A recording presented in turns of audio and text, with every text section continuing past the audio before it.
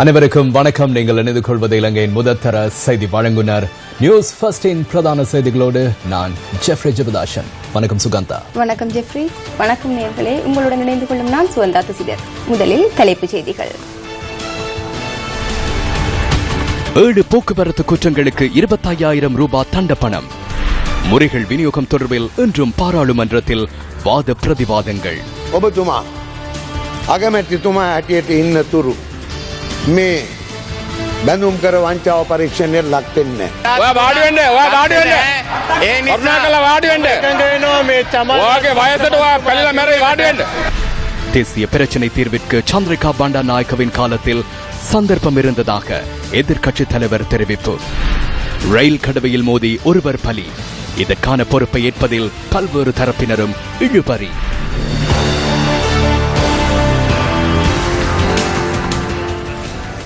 மகாவலி அதிகார சபையின் ஊழியர்களுக்கான பதவி உயர்வு மற்றும் புதிய நியமனங்களை வழங்கும் நிகழ்வு இன்று ஜனாதிபதி மைத்ரிபால சிறிசேன தலைமையில் நடைபெற்றது. மகாவலி அதிகார சபையின் அதிகாரிகள் மற்றும் அமைச்சர்கள் உள்ளிட்ட பலரும் இதில் கலந்து கொண்டிருந்தனர். මීට අවුරුදු දෙකකට කලින් හරියටම නොවැම්බර් මාසේ 21 වෙනිදා අද තමයි මම දුෂ්කර ක්‍රියාවට ගියේ තිබුණු ආණ්ඩුවෙන් නික්ම ගියේ. 2 வருடங்களுக்கு முன்னர், அதாவது நவம்பர் 21ஆம் தேதியே நான் சவால்மிகு செயற்பாட்டிற்கு சென்றேன். கடந்த அரசாங்கத்தில் இருந்து விலகினேன். என்றுடன் 2 வருடங்கள் கடந்துவிட்டன. அவ்வாறு நான் வெளியாகி 42 நாட்களில் நாட்டு மக்கள் என்னை ஜனாதிபதியாக தெரிவு செய்தனர். ජනාධිපතිවරයා විදියට තෝරාපත් කරගත්තා. ඒ අතර මට ඡන්දය දුන්න අය මෙතන ඇති.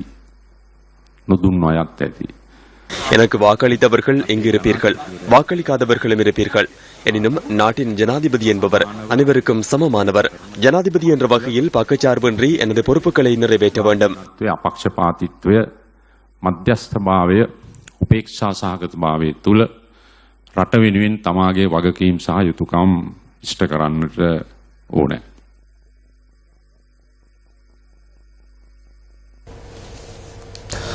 வீதி ஒழுங்குகளை மீறுவோரிடம் 7 வகையான குற்றச்சாட்டுகளின் கீழ் அபராத தொகையை 25,000 ரூபாய் வரை அதிகரிப்பதற்கு தீர்மானிக்கப்பட்டுள்ளது.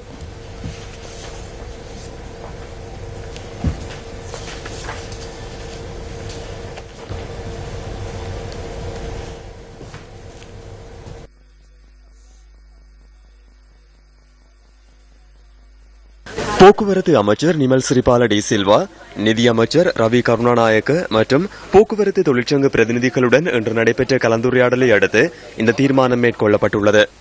இதன்படி காப்புறுதி ஆவணங்கள் இன்மை, சாரதி அனுமதி பத்திரமின்றி வாகனம் செலுத்துதல், மதுபோதையில் வாகனம் செலுத்துதல், இடப்புறமாக முந்தி செல்ல முற்படுதல், அதிக வேகத்துடன் வாகனம் செலுத்துதல், பாதுகாப்பற்ற வகையில் ரயில் கடவைகளூடாக பயணித்தல், அனுமதி பத்திரம் இல்லாத ஒருவருக்கு வாகனத்தை செலுத்துவதற்கு இடமளித்தல் ஆகிய 7 வகையான குற்றச்சாட்டுகள் தொடர்பில் இந்த நடவடிக்கை மேற்கொள்ளப்பட்டுள்ளது. අපට අවශ්‍ය වුණේ නීතිය ක්‍රියාත්මක කරන්න. நவீகரணே சட்டத்தை நடைமுறைப்படுத்த வேண்டிய தேவையே எமக்கு ஏற்பட்டது. அத்துடன் விபத்துக்களை குறைக்க வேண்டும். எனவே பஸ் உரிமையாளர்கள் சங்கம், முச்சக்கர வண்டிகள் சங்கம், போலீசார் மற்றும் இலங்கை போக்குவரத்து சபை என்பவற்றுடன் கலந்துரையாடி நாம் இந்த தீர்மானத்திற்கு வந்தோம். ඒක මතකව අපි තීන්දුව කරේ මේක ඉදිරියට ක්‍රියාත්මක කරන්න. ඒ වගේම මීට අමතරව இந்த விடயம் தொடர்பில் நீதி அமைச்சுடன் நாம் கலந்துரையாடி வருகின்றோம். மேலும் பல தண்டப்பணங்கள் தொடர்பில் கலந்துரையாடுகின்றோம். அதன் பின்னர் பஸ் உரிமையாளர்கள் சங்கத்துடன் கலந்துரையாடி தீர்மானம் எடுப்போம். ඉදිරියේදී තීරණයක් ගන්නවා. සාමාන්‍ය සුළු වැරදි නෙවෙයි. தண்டம் அறவிடுவதை நாம் எதிர்க்கவில்லை. 25,000 ரூபாவாக உயர்த்தியமை நமக்கு பிரச்சனை இல்லை. ஏனென்றால் பஸ் சாரதிகள் மதுபோதையுடன் செலுத்துவதில்லை. බස් රියදුරු මාතුරු බීලා එලවන්නේ. இந்த யோசனை போக்குவரத்து அமைச்சின் நிதி ஒதுக்கீடு விவாதத்தின் போது சபையில் சமர்ப்பிக்கப்பட உள்ளது. மறைந்த தமிழ் தேசிய கூட்டமைப்பின் பாராளுமன்ற உறுப்பினர் நடராஜா ரவிராஜின் உருவச்சிலை யாழ்ப்பாணம் சாவகச்சேரியில் நேற்று திறந்து வைக்கப்பட்டது. யாழ் சாவகச்சேரி பிரதேச செயலகத்திற்கு முன்பாக நிர்மாணிக்கப்பட்ட தமிழ் தேசிய கூட்டமைப்பின் மறைந்த பாராளுமன்ற உறுப்பினர் நடராஜா ரவிராஜின் உருவச்சிலை நேற்று பிற்பகல் திறந்து வைக்கப்பட்டது. அவர் ஒரு மத்தியஸ்தமான ஜனநாயக அரசியல்வாதி ஆவார். அவர் தமிழ் மக்களின் உரிமைக்காக மிகவும் அமைதியான ஜனநாயக முறையில் போராடினார். இதை தெற்கில் உள்ள சிங்கள தலைமைத்துவங்கள் புரிந்து கொள்ளவில்லை. அவர் தமிழர்களுக்கும் சம அந்தஸ்து கிடைக்க வேண்டும் என போராடினார். நாமும் அதே காரணத்திற்காகத்தான் போராடுகின்றோம். உண்மையில் நாம் இறப்பதற்கு முன்னர் நல்லிணக்கத்தை ஏற்படுத்துவதற்காக மேலும் பல ரவிராஜ் போன்றோர் எமக்கு தேவைப்படுகின்றனர். எனது நண்பனே, நீங்கள் எதற்காக போராடினீர்களோ நாமும் அதற்காக போராடுவோம் என்று இந்த வேளையில் சத்தியம் செய்து கூறுகின்றோம். ஆனால் அதை உங்களால் நிறைவேற்ற முடியவில்லை. நாம் தமிழ் மக்களின் சம உரிமைக்காக போராடி அதை வெற்றி கொள்வோம். சிங்கள மக்கள் எவ்வாறு சுதந்திரமாக உரிமையோடு வாழ்கின்றார்களோ அதே உரிமை தமிழ் மக்களுக்கும் இந்த நாட்டில் கிடைக்கும். தற்போது நிலவுகின்ற நிலைமைகள் எங்களுடைய தேசிய பிரச்சினையை தீர்க்கக்கூடிய வகையில் ஒரு புதிய அரசியல் சாசனத்தை உருவாக்குவதற்கு ஒரு சந்தர்ப்பத்தை ஏற்படுத்தி தந்திருக்கின்றது. அந்த சந்தர்ப்பத்தை முழுமையாக பயன்படுத்துவதற்கு நாங்கள் முயற்சிக்க வேண்டும். சுதந்திரத்துக்கு முன்னும் சுதந்திரத்துக்கு பின்பும் பல சந்தர்ப்பங்களை நாங்கள் இழந்திருக்கின்றோம். சுதந்திரத்துக்கு முன்பதாக டொனமோ ஆணைக்குழுக்கு முன்னாலேயும் சோல்பரி ஆணைக்குழுக்கு முன்னாலேயும் கண்டிய சிங்கள தலைவர்கள் சென்று இந்த நாட்டில் ஒரு சமஷ்டி ஆட்சி ஏற்பட வேண்டும் என்று கேட்டபொழுது அதை நாங்கள் ஆதரிக்கவில்லை. அம்மையார் சந்திரிகா பண்டாரநாயக்க கூடிய காலத்தில் ஒரு சந்தர்ப்பம் இருந்தது அரசியல் தீர்வை ஏற்படுத்துவதற்கு. அவரிடம் ஒரு 3 பெரும்பான்மை இருக்கவில்லை.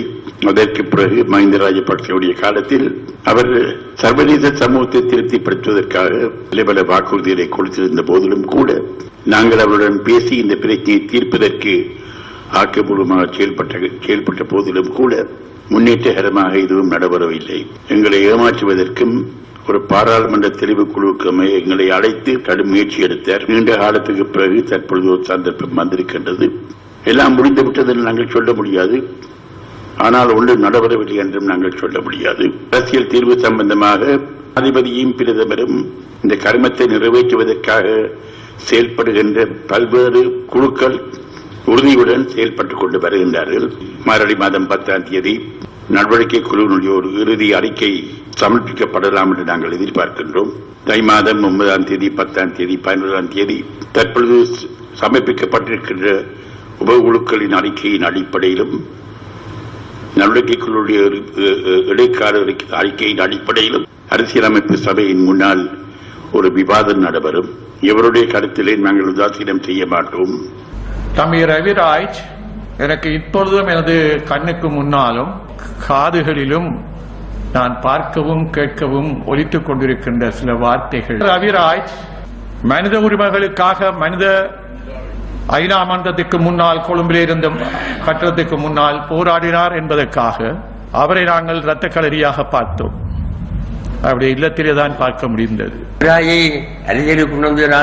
சொன்னார், வந்தவரை படம் போட்டு எடுத்தேன் ஒழிய, நல்ல வழிகாட்டினேன் ஒழிய, பல சந்தர்ப்பத்தை நான் கொடுத்தேன் ஒழிய, நான் வலிந்து இழுத்தவன் அல்ல. கந்தன் மேலாயோட ரவிராஜ் சின்னப்படிய நல்ல ஆள், சின்னதா இருந்தாலும் பதவியோட பட்டத்தோட 4 பேர் சமூகத்தில் பெருசா மதிக்கக்கூடிய ஒரு பதவியை வைத்து கொண்டு ரவிலே ஒரு பிடித்த விஷயம் என்னன்னா துணிச்சல். ஒளிச்சு விளையாடுற வேலை கிடையாது. மற்றவையை போய் கண்ணை மூடிக்கொண்டு தனக்கு வர வெறுமாத்து சில பகுதியை கட்சிக்கு செலவழித்தேன். எதிர்காலத்தில் ஒரு பெரிய தலைவனாக உருவாக்கக்கூடிய ஒருவனை நான் வாழ்ச்சனை இழந்தேன். நான் நம்புகின்றேன், அவர் கொலை செய்யப்பட்டதுக்கு ஒரு வாரத்துக்கு முன்பாக நான் ஒரு டிவி டிபேட்டில் அவருடன் கலந்து கொண்டிருந்தேன்.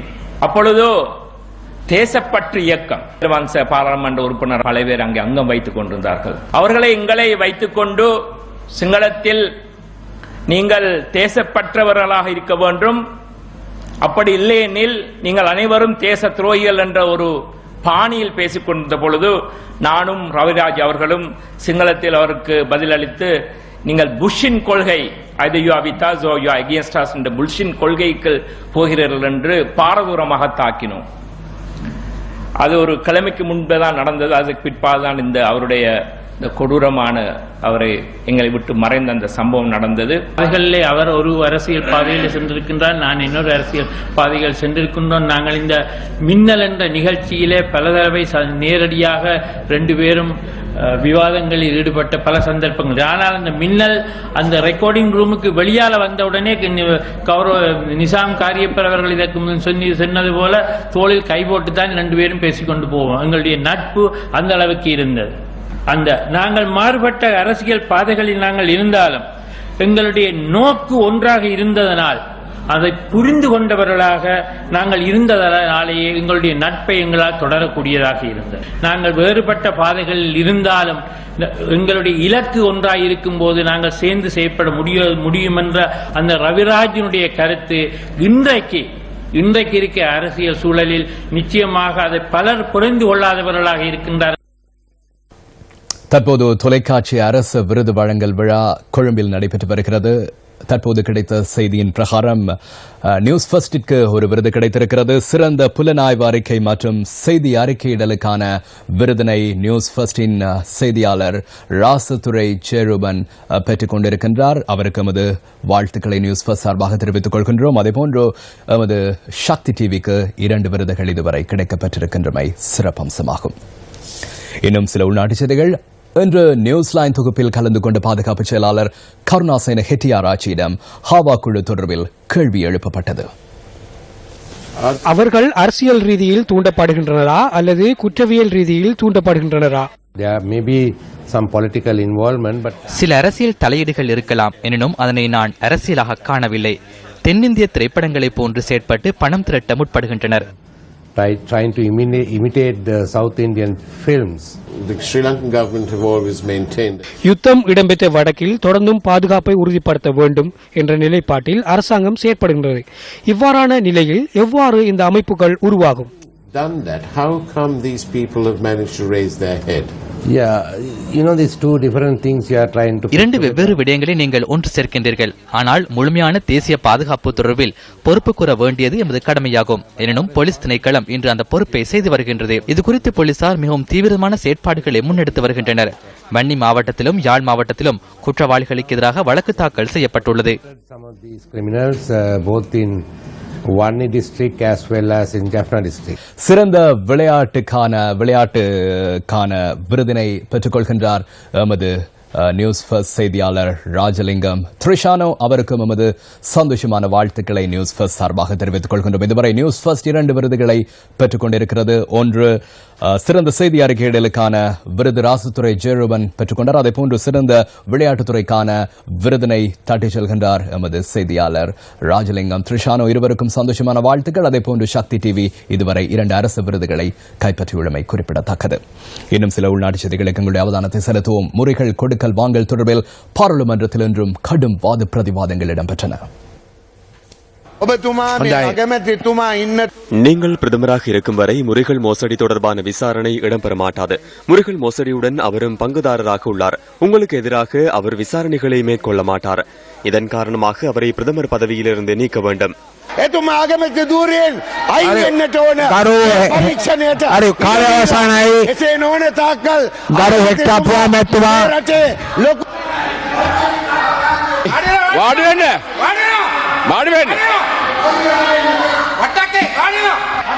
කරුණාකරලා වාඩි වෙන්න.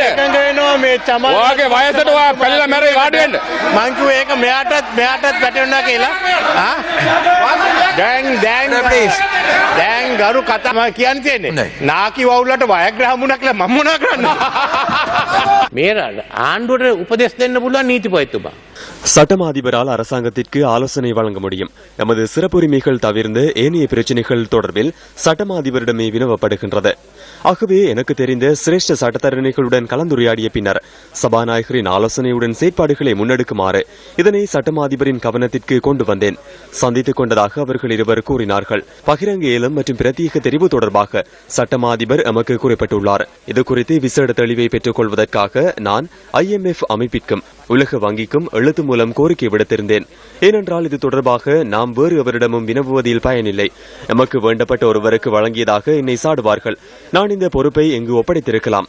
இப்போது இது இந்த அரசாங்கத்தின் பாராளுமன்ற குழுவிடம் உள்ளது. அமைச்சின் பொறுப்பில் இல்லை. வேண்டுமானால் சட்டமாதிபர் என்றே பிரத்யேக சட்டத்தரணி ஒருவரை எதிர்க்கட்சித் தலைவர்களின் இணக்கத்துடன் நியமிக்கலாம். அது பற்றி எனக்கு பிரச்சனை இல்லை. எனது பொறுப்பை நான் நிறைவேற்றிவிட்டேன். இந்த விடயத்தில் சட்ட ரீதியாக பொறுப்பு கூற வேண்டியது யார் என்பதை விரைவாக கண்டறிய வேண்டும். இல்லையெனின் நான் இதனை தாமதிப்பதாக கூறுவார்கள். இப்போது கிரீக் முறைகள் விவகாரம் தொடர்பில் நாம் ஆராய்ந்து வருகின்றோம். ஹெஜின் தொடர்பாகவும் வேறு சில பிரத்யேகமாக வழங்கப்பட்ட முறைகள் பற்றியும் சட்ட ரீதியான தன்மை குறித்து ஆராய்கின்றோம். அப்படியானால் இந்த சபையில் இருக்கின்ற எதிர்க்கட்சியில் அமர்ந்திருக்கும் குழுவின் நாட்டை கட்டியெழுப்பும் கொள்கையை எமக்கு கூறுங்கள். ஒன்றிணைந்த என்பதும் இப்போது 2ஆக பிளவுபட்டுள்ளது. அதனை நான் கூறி பயனில்லை. ஒன்றிணைந்த குழுவில் 2 அல்லது 3 பிரிவுகள் உள்ளன. அதுவும் பரவாயில்லை. முறைகள் மோசடி தொடர்பில் கொழும்பில் இன்று நடைபெற்ற செயலமர்வு ஒன்றில் கலாநிதி தயான் ஜெயதிலக கருத்து தெரிவித்தார். බැලුම්කර ප්‍රශ්නයේදී අගමැති රනිල් වික්‍රමසිංහ முருகல் பிரச்சினையின் போது பிரதமர் ரணில் விக்ரமசிங்க செயற்பட்டுள்ள விதம் சிக்கலுக்குரியது. கலாநிதி பட்டம் பெற்றுள்ள கேம்பிரிட்ஜ் மற்றும் சசெக்ஸ் பல்கலைக்கழகங்களில் பட்டம் பெற்ற கலாநிதி இந்திரஜித் குமாரசுவாமி இருக்கும் போது ஏன் சிங்கப்பூரிலிருந்து அர்ஜுன் மகேந்திரனை அழைத்து வந்து பதவி வழங்கினார்கள்? அதன் மூலம் நாட்டின் தேசிய பொருளாதாரம் தொடர்பில் எந்தவித தெளிவும் பிரதமருக்கு இல்லை என்பது புலப்படுகின்றது. குமாரசுவாமி இந்த சிங்கப்பூர் அர்ஜுன மகேந்திரன் ගෙනල්ලා මේ වගේ වැදගත්ම වගකිව යුතු රස්සාවක් දුන්නේ. மத்திய வங்கியின் முன்னாள் ஆளுநர் அஜித் நிவாட் கப்ரால் போலீஸ் நிதி குற்ற விசாரணை பிரிவில் இன்று பிரசன்னமாகியிருந்தார். அரசு நிதியை முறையற்ற விதத்தில் பயன்படுத்திய குற்றச்சாட்டு தொடர்பில் வாக்குமூலம் பதிவு செய்வதற்காக அஜித் நிவாட் கப்ரால் நிதி குற்ற விசாரணை பிரிவு முன்னிலையில் அழைக்கப்பட்டதாக போலீசார் தெரிவித்தனர். புத்தளம் கரம்பை பிரதேசத்தில் இடம்பெற்ற வருடாந்த விளையாட்டு விழாவில் கலந்து கொண்ட அமைச்சர் ரிஷாட் பதியுதீன் இவ்வாறு கருத்து வெளியிட்டார்.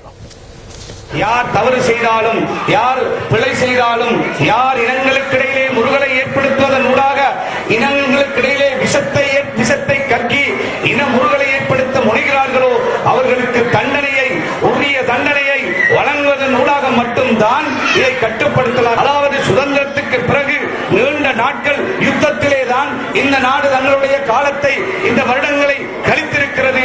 பொருளாதாரம் அழிந்திருக்கிறது. சொந்த மண்ணை விட்டு எத்தனையோ லட்சம் மக்கள் அகதிகளாக இருக்கிறார்கள். உள்நாட்டிலே நாங்கள் அகதிகளாக இருக்கிறோம். தமிழ் மக்கள் வெளிநாட்டிலே, இந்தியாவிலே, இன்னும் பல நாடுகளிலே அகதிகளாக சென்றவர்கள். அமைச்சர் பி திகாம்பரம் மற்றும் ஊவா மாகாண அமைச்சர் செந்தில் தொண்டமான் ஆகியோர் இன்று ஹெட்டன் நீதவான் நீதிமன்றத்தில் ஆஜராகியிருந்தனர். 2013ஆம் ஆண்டு நடைபெற்ற மாகாண சபை தேர்தலின் போது அமைச்சர் பி திகாம்பரத்தின் வாகனம் மறிக்கப்பட்டதாக தெரிவித்து தாக்கல் செய்யப்பட்ட மனு மீதான விசாரணைக்காகவே அவர்கள் இன்று நீதிமன்றத்தில் ஆஜராகியிருந்தனர்.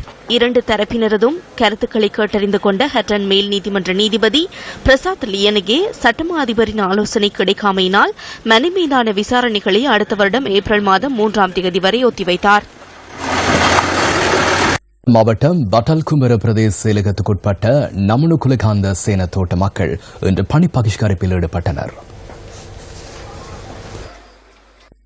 நூற்றுக்கணக்கான தோட்ட தொழிலாளர்கள் இந்த பணி பகிஷ்கரிப்பில் ஈடுபட்டதாக எமது பிராந்திய செய்தியாளர் தெரிவித்தார்.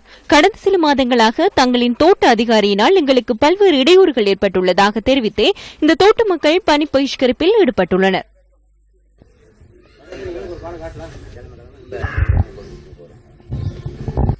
சுகாதார வைத்திய அதிகாரியினால் தங்களின் குடியிருப்புகள் சீராக இல்லை என தெரிவித்து வழக்கு தொடரப்பட்டுள்ளதாகவும் தோட்ட மக்கள் தெரிவிக்கின்றனர். இது 1967 கட்டின டாய்லெட் சார். இப்போ இது எல்லாம் உடஞ்சி நுழம்பு வருது. சிமிதிக்கு மிதி ஒன்றும் கொண்டு வர சரி பண்ணுறதுக்கு கொண்டு வர இல்லாது நாங்கள் இப்போ ஒரு 7-8 வருஷமா துறைக்கு மேனேஜருக்கு லெட்டர் கொடுத்துருக்கோம். கனாப்பிள்ளைகிட்ட கொடுத்த கனாப்பில் சொல்கிறாரு மேனேஜர் கொடுக்கணும்னு சொல்லி அப்படியெல்லாம் கொடுத்து எங்களுக்கு இன்னொரு இது இல்லை. நாங்கள் சரி பண்ணுறனாலும் மணல் கொண்டு வர இல்லாது, கல் கொண்டு வர இல்லாது, ரோட்டில் கொண்டு வந்தால் வேலை நிப்பாட்டுறாங்க. அவர்கிட்ட சொல்லணும். அவர்கிட்ட சொன்னாக்கா அது 6 மாதம் ஆகுது சார். இப்போ இந்த 730 ரூபா சம்பளம் பெற்று கொடுத்த பிறகு தோட்ட தொழிலாளியை நசுக்கிக்கிட்டு வராங்க. நசுக்கிறதுன்னா 18 கிலோ எடுக்கணும். 18 கிலோ எடுக்காட்டி 250 ரூபா தான் சம்பளம் கொடுக்குறாங்க. தொழிலாளி அரை பேர் காலையில் 7 மணிக்கு போயிட்டு அன்றைக்கு 5 மணி ஆகுது. 5 மணி வரைக்கும் அரை பேர் போட்டுக்கிட்டு வந்தால் எவ்வளோ பரிதாபமான ஒரு இது. அதில் இந்த 3 நாள் வேலை கொடுக்குறதுல ஒரு மாதத்துக்கு எங்களுக்கு 12 நாள் 15 நாள் தான் வேலை கொடுக்குறாங்க. இருந்தாலும் அந்த வேலைக்கு தகுந்த சம்பளம் 7500 ரூபா, 600 ரூபா, 6000 ரூபா இப்படி தான் கிடைக்கிது. மணல் வர இயலாது, சிமெந்தி மணல் கல் ஒண்ணு கொண்டு வர இயலாது. நாங்க தொழிலாளி கொஞ்சம் அந்த வீட்டை நல்லா திருத்தி அமைச்சா என்ன? நாங்க தொழிலாளி நல்லா இருக்க கூடாதா? நாங்க தொழிலாளி நல்லா இருந்தா என்ன? நாங்க சொந்த சுயமா எதுவுமே செய்ய அதிகாரி அனுமதிக்க மாட்டேங்கிறாரு. ஏன் நாங்க தொழிலாளி நல்லா இருந்தா என்ன? தொழிலாளி பிள்ளைய நல்லா இருந்தா எங்க பிள்ளைகள நாங்க படிக்க வச்சு எங்க பிள்ளைகள நல்ல தொழிலுக்கு அமர்த்தான் நாங்க இந்த அட்டையில எப்படி கடிப்படுறோம். ரொம்ப நாள் கட்டின டொய்லெட்டுங்க இருக்குது. அதுகளை பார்த்துட்டு பிஹெச்ல தெண்டு அடிக்கிறாங்க. அப்ப 24ஆம் தேதி வழக்கு. அதுக்கு என்ன சொல்றீங்க? பல்வேறு பகுதிகளுக்கும் மீள்குடியேற்ற அமைச்சர் டி எம் சுவாமிநாதன் இன்று விஜயம் மேற்கொண்டிருந்தார். ஆறுமுக நாவலர் மாநாடு மற்றும் குருபூஜை நிகழ்வு இன்று நல்லூர் துர்காமணி மண்டபத்தில் நடைபெற்றது. இந்து கலாச்சார அமைச்சின் ஏற்பாட்டில் இடம்பெற்ற நிகழ்வில் இந்து மத விவகார அமைச்சர் டி எம் சுவாமிநாதன் பிரதம அதிதியாக கலந்து கொண்டார். அதன் பின்னர் காங்கேசன் துறை சீமந்தி தொழிற்சாலையின் முன்னாள் பணியாளர்களுடனான கலந்துரையாடலில் மீள்குடியேற்ற அமைச்சர் ஈடுபட்டார். இதன்போது நட்டஈடு வழங்க வேண்டும், தமக்கான வீடுகள் புதிதாக நிர்மாணிக்கப்பட வேண்டும் உள்ளிட்ட 4 கோரிக்கைகளை பணியாளர்கள் முன்வைத்தனர். இதனையடுத்து அமைச்சர் யாழ் பல்கலைக்கழகத்திற்கு சென்று அண்மையில் உயிரிழந்த பல்கலைக்கழக மாணவர்களின் பெற்றோர், பல்கலைக்கழக விரிவுரையாளர்கள் மற்றும் மாணவர்களுடனான கலந்துரையாடலில் ஈடுபட்டார். உயிரிழந்த மாணவர்களின் பெற்றோருக்கு வீடுகள் வழங்குவதுடன் அவர்களின் சகோதரர்களுக்கு வேலை வாய்ப்பை ஏற்படுத்திக் கொடுப்பதாக அமைச்சர் DM சுவாமிநாதன் இதன்போது உறுதிமொழி வழங்கினார். எதிர்க்கட்சித் தலைவர் இரா சம்பந்தன் இன்று கிளிநொச்சிக்கு விஜயம் மேற்கொண்டிருந்தார். இன்று காலை கிளிநொச்சி மகாவித்தியாலயத்திற்கு விஜயம் மேற்கொண்ட எதிர்க்கட்சித் தலைவர் இரா சம்பந்தன் பாடசாலையின் நிலைமைகள் தொடர்பில் கேட்டறிந்து கொண்டார். அதன் பின்னர் இரணைமடு அபிவிருத்தி திட்டம் தொடர்பில் காணப்படும் முன்னேற்றங்கள் குறித்து கிளிநொச்சி நகரில் அமைந்துள்ள இரணைமடு திட்ட அலுவலகத்தில் நடைபெற்ற கலந்துரையாடலில் எதிர்க்கட்சித் தலைவர் கலந்து கொண்டார். தொடர்ந்து இரணைமடு குளத்தையும் எதிர்க்கட்சித் தலைவர் நேரடியாக சென்று பார்வையிட்டார். மன்னார் மாவட்ட அபிவிருத்தி குழு கூட்டம் மாவட்ட செயலக மாநாட்டு மண்டபத்தில் இன்று நடைபெற்றது. மன்னார் மாவட்ட அபிவிருத்தி குழு கூட்டம் ஆரம்பமாவதற்கு முன்னர் மன்னார் மாவட்ட தொண்டு நிறுவனங்களின் இணையத்தினால் இணைத்தலைவர்கள் உள்ளிட்டோருக்கு மகஜர் ஒன்று கையளிக்கப்பட்டது. மாந்தை உப்பு உற்பத்தி நிலையத்தை தனியாருக்கு மாற்றுவதற்கு எடுக்கப்படும் நடவடிக்கைகளை நிறுத்த கோரி இந்த மகஜர் கையளிக்கப்பட்டது. இணைத்தலைவர்களான வடமாகாண முதலமைச்சர் CV விக்னேஸ்வரன், அமைச்சர் ரிஷாட் பதியுதீன், பாராளுமன்ற உறுப்பினர்களான சார்ல்ஸ் நிர்மலநாதன், KK மஸ்தான் ஆகியோர் தலைமையில் ஒருங்கிணைப்பு குழு கூட்டம் நடைபெற்றது. அத்துடன் பாராளுமன்ற உறுப்பினர்களான செல்வம் அடைக்கலநாதன், சிவசக்தி ஆனந்தன் ஆகியோரும் கூட்டத்தில் கலந்து கொண்டிருந்தனர். மன்னார் நகர அபிவிருத்தி திட்டத்திற்கான அங்கீகாரம் இதன்போது வழங்கப்பட்டது. மண் நகழ்வதற்கு தனியாருக்கு அனுமதி வழங்கப்பட மாட்டாது எனவும், கிராம பகுதிகளில் உள்ள பொது அமைப்புகளுக்கு மாத்திரம் அந்த அனுமதியை வழங்குவது எனவும் இதன்போது தீர்மானிக்கப்பட்டது. மன்னார் பிரதேசத்திற்குள் அகலப்படும் மண்ணை வெளி பிரதேசங்களுக்கு கொண்டு செல்ல முடியாது என்ற தீர்மானமும் இதன்போது நிறைவேற்றப்பட்டது. வடமாகாண சபைக்குட்பட்ட புத்தளம் பகுதியில் இயங்கும் பாடசாலைகளை மீண்டும் உரிய இடங்களுக்கு மாற்றுவது தொடர்பில் குழு ஒன்று நியமிக்கப்பட்டது. மாந்தை உப்பு கூட்டுத்தாபனம் தொடர்பில் இதன்போது அதிக கவனம் செலுத்தப்பட்டது.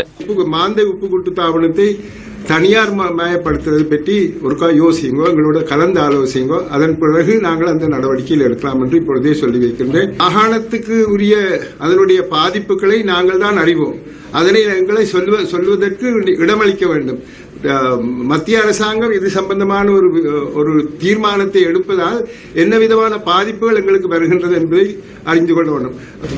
இந்த உப்பளம் ஆரம்ப காலத்தில் அரசாங்க அதிபர் கீழே இயங்கிக் கொண்டிருந்தது. அதுக்கு பிறகு கௌரவ ரிஷாட் பதூர் இப்ப அவருடைய அமைச்சுக்கு கீழே இயங்கிக் கொண்டிருக்கு. உண்மையிலே எந்த வருடமும் இந்த உப்பளம் நஷ்டத்தில் இயங்கினதா வரலாறு இல்லை. தொடர்ந்தும் இந்த உப்பளம் கூட்டுத்தாபனத்துக்குள்ளே இருக்கணும். தென்பகுதி மீனவர்கள் மன்னாரில் கடற்றொழிலில் ஈடுபடுகின்றமை தொடர்பிலும் இன்றைய கூட்டத்தின் போது ஆராயப்பட்டது. தென்பகுதி மீனவர்கள் தங்களுடைய கோரிக்கையா சொல்லினோம்,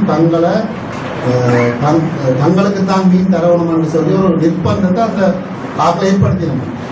அதை உண்மையா ஜனநாயக ரீதியில ஏற்றுக்கொள்ள முடியாது. புதுசா வாடி அமைக்கிறதோ அல்லது வேற விஷயங்களும் செய்யறதோ அதுக்கு நாங்க அனுமதி கொடுக்க இயலாது. சீசனுக்கு செய்துட்டு அவங்க போவோம். மற்றது அமைச்சர் சொன்னது போல இந்த அதிகாரிகள் தயவு செய்து நீங்க உங்களோட விருப்பத்துக்கு ஏற்ற மாதிரி நீங்க செயல்படக்கூடாது. கிட்டத்தட்ட பரம்பரையா ஒரு எத்தனையோ வருஷம் செய்துட்டு வந்த தொழில உடனடியாக பாட்டினார். இந்த பார்லிமெண்ட்ல ஒரு சட்டமூலம் ஒன்று இருக்கு, அதை பாஸ் பண்ணி வர மட்டும் இல்லாட்டி ஒட்டுமொத்தமா என்ன தடை செய்யப்பட்ட தொழில் செய்ய மட்டும் அவங்க செய்யத்தான் வேணும். அவங்களோட வாழ்வாதார பிரச்சனை இருக்கு.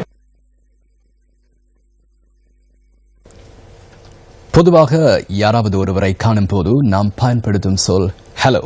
இந்த ஹலோ என்ற சொல்லுக்கு ஒரு விசேட தினம் உள்ளது என்பது உங்களுக்கு தெரியுமா? இந்த தினம் தொடர்பான நியூஸ் ஃபர்ஸ்ட் டிஜிட்டலின் விசேட தொகுப்பு இதோ.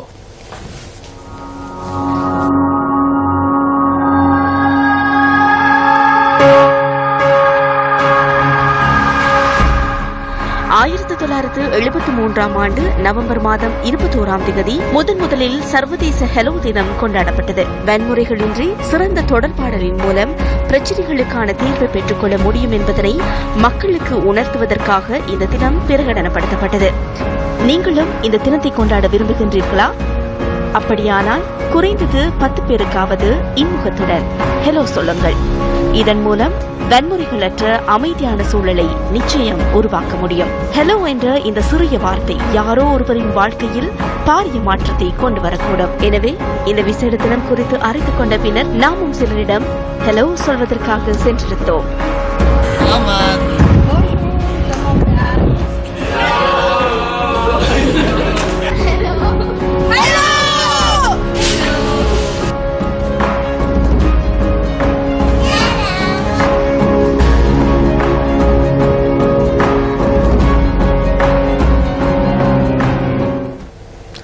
தொலைக்காட்சி அரசு விருது வழங்கல் விழா தற்போது கொழும்பில் நடைபெற்று வருகிறது. இதுவரை நியூஸ் ஃபர்ஸ்டிற்கு 2 விருதுகள் கிடைக்கப்பட்டிருக்கிறது. ஒன்று சிறந்த புலனாய்வு தேடல் மற்றும் செய்தி அறிக்கையிடலுக்கான விருதினை நியூஸ் ஃபர்ஸ்ட் செய்தியாளர் ராசதுரை ஜெயரூபன் பெற்றுக் கொண்டார். அதற்கான காட்சிகள் தற்போது நமக்கு கிடைக்கப்பட்டிருக்கிறது. அதேபோன்று சிறந்த விளையாட்டு நிகழ்ச்சிக்கான விருது ராசலிங்கம் த்ரிஷானோவுக்கு கிடைக்கப்பட்டமை குறிப்பிடத்தக்கது. இதோ ஜெயரூபன் பெற்றுக் கொள்கின்றார் சிறந்த புலனாய்வு தேடல் மற்றும் செய்தி அறிக்கையிடலுக்கான விருது. நமது நியூஸ் ஃபர்ஸ்ட் செய்தியாளர் ராசுதுரை ஜெயரூபன் வசமானது. சிறந்த தொலைக்காட்சி விளையாட்டு நிகழ்ச்சியாக தெரிவு செய்யப்பட்டு விருது வழங்கப்படுகிறது. ஸ்போர்ட்ஸ் சாகா சக்தி டிவி ராஜலிங்கம் திரிசானோ.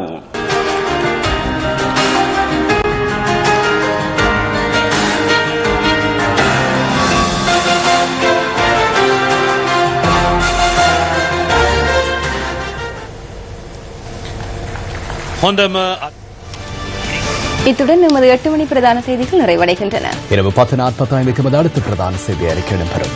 வணக்கம். வணக்கம்.